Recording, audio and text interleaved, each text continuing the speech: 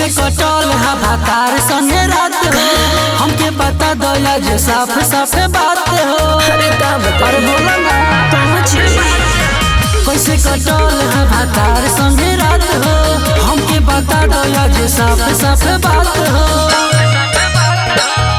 घूंघट उठा के चुमा होठवे पलट रहे बहती बुता के पति मुहाने में देख रहे बहती बुता के जबरी मुहाने में देख रहे।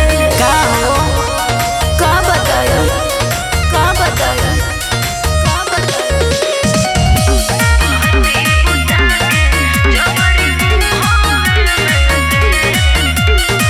पहले दिन कटलस हमर गोरे गोरे गाल हो इसे कोई काहे तोहार बदलल बचाल हो।